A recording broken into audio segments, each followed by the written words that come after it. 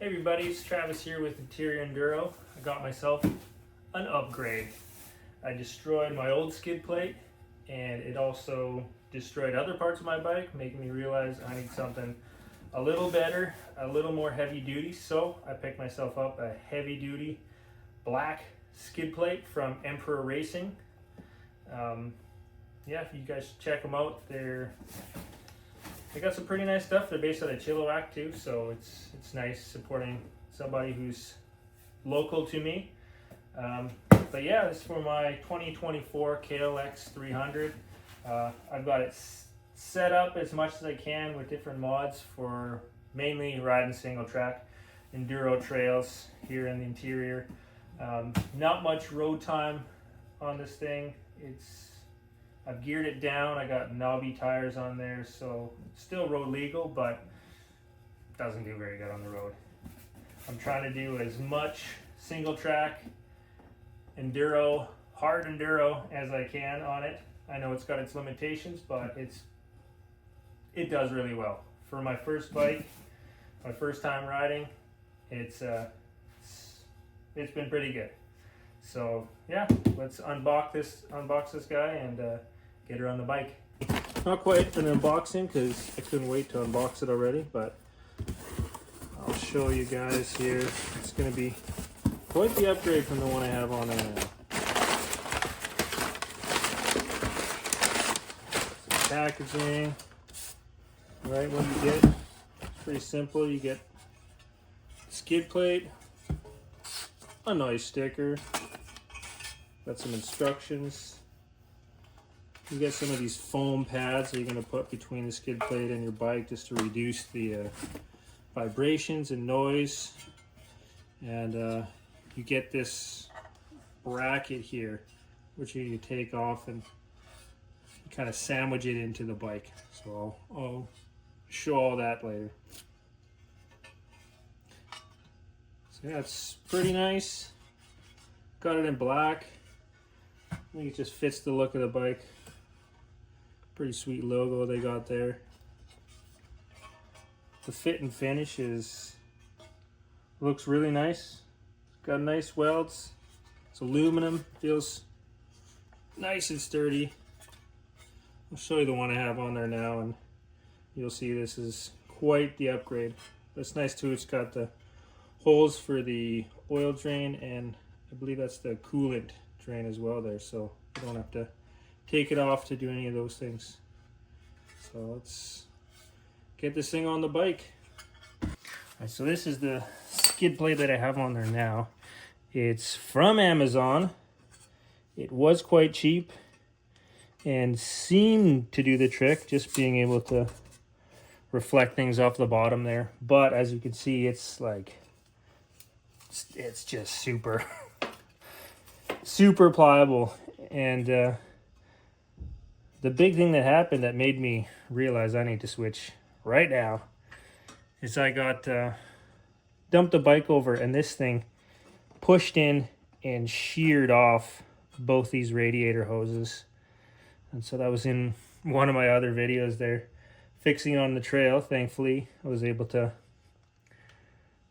stretch them out and get it on there, but I do not want that to happen again. So we're going to take this flimsy piece of crap off and put the new Emperor Racing one on. All right, there we got it off. As you can see, it's definitely been used, got some wear and tear, but it is just deformed everywhere. I mean, like, you shouldn't be able to do this with your skid plate, so this one's gotta go.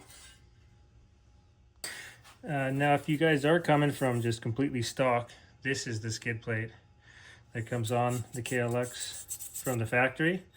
As you can see, it's pretty small, does very minimal amount of protection, just the very bottom of your engine case. But I can't remember what size bolts were on there. I took this off a while ago, but yeah, obviously you have to remove this guy first and then get the new one on. All right, we're gonna start by cleaning these bars. I got a little soap and water here. Trying to get all the dirt and crap off. Just these bars. We got a foam adhesive pad that sticks onto here. So we want to give it something good to stick to. Alright, so here's the foam pads. They got the sticky layer here, so you just got to peel this guy off and apply them on there. If I could peel it off.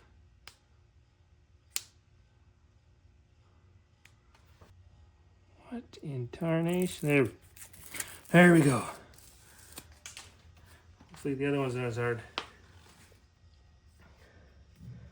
Alright. How far back this guy goes, but oh, it's already on.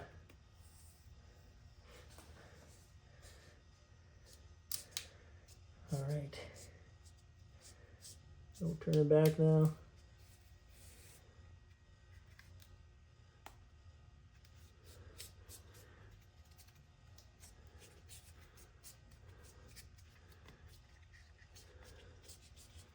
Just press it all in, all sides.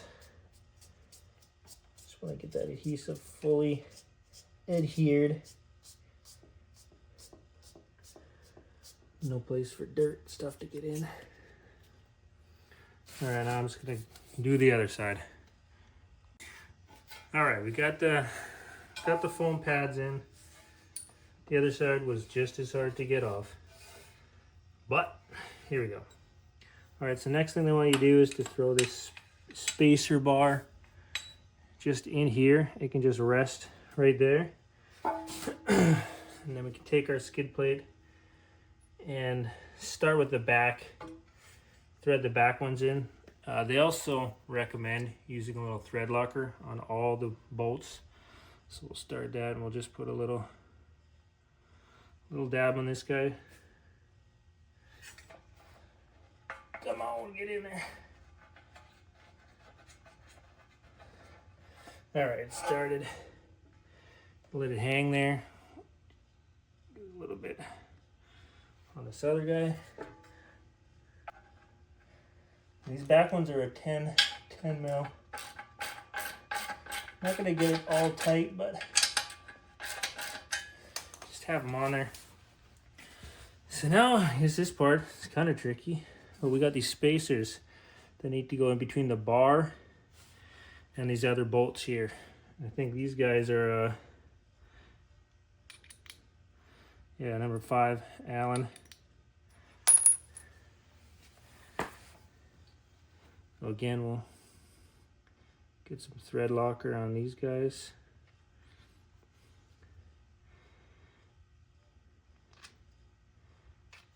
Oh, that doesn't work.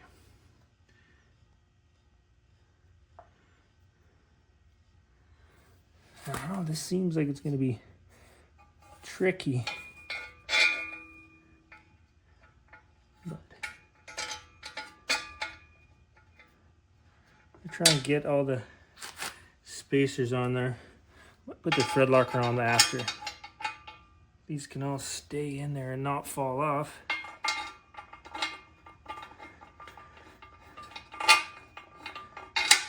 It'll make it a lot easier.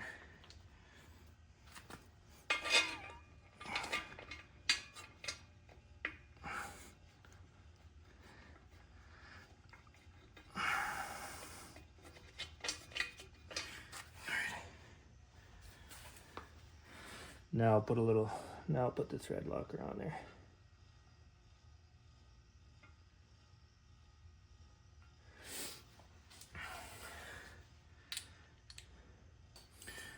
Okay, okay. Now let's see.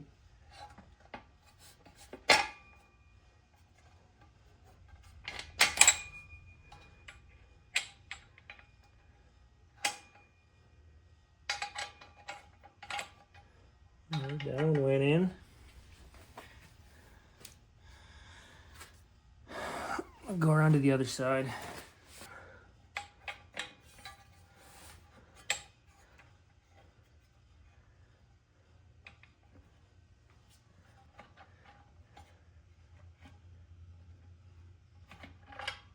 Feels like I'm gonna strip them out.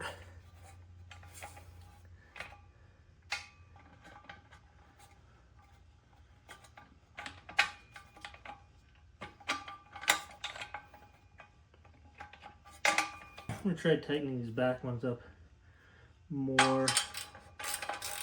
Instead of push the plate up forward.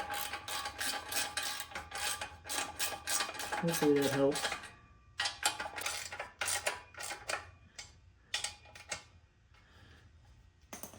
Okay, there, the back ones are snugged up more.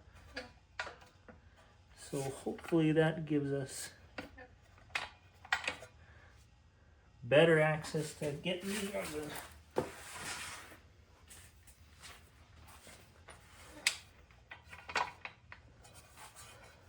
Alright, I was having trouble getting those last ones up, and I think maybe if I throw my stand under here and compress this so it sits up tighter, that I'll have an easier time trying to get those bolts in. They're just under a lot of tension, and I don't want to cross thread them. I've got one side in, but the other side's kind of tricky. Alright, I think that'll work a lot better now. Hop onto the other side.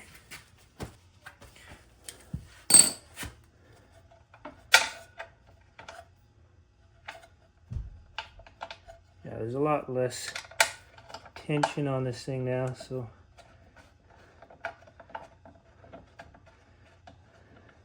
yeah, there you go. That one went in. Oh. I guess I gotta go. These things got wedged. There.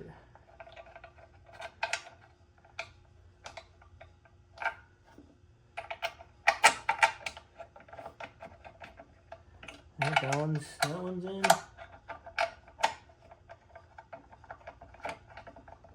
That one's in. That one's in. All right. Well, that's the play. Just get your stand under here, tighten the back up, and then get your stand to push this thing all the way up, just so there's enough play that you can get all these bolts on. That made it a lot easier.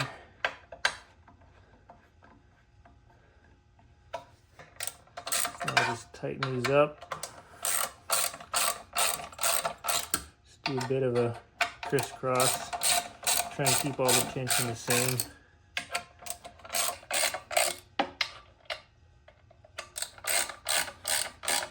Yeah, it looks like as you're tightening, it's kind of curling these ends up a little bit, but that's still's not touching.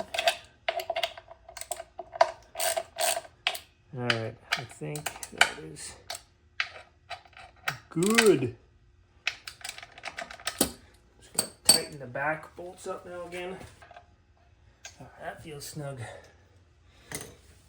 All right, now let's drop her down. All right, well, there you have it. It's all on. Like I say, it looks pretty nice. It's a really nice design they have. It fits nice and snug. When I first looked at it, I thought it kind of looked a bit bulky, but now that it's on the bike, it's pretty sleek. I like it. But yeah, you can see there's still clearance on this side. It's pretty tight. You got that foam pad all along in here, just to stop the vibration, I guess, right all along up in there. But yeah, you still got, you see, right, you got the hole for the oil. Go around to the other side. Come on, mind the mess here. But yeah, right, you got clearances in there. There's still some clearance in there as well. But this is a heck of a lot more rigid than the other one, so it's got the nice protection for the hoses and the pump there. So yeah, I'm pretty happy with it. Just gotta test her out, see how durable she really is. Because I dump my bike a lot.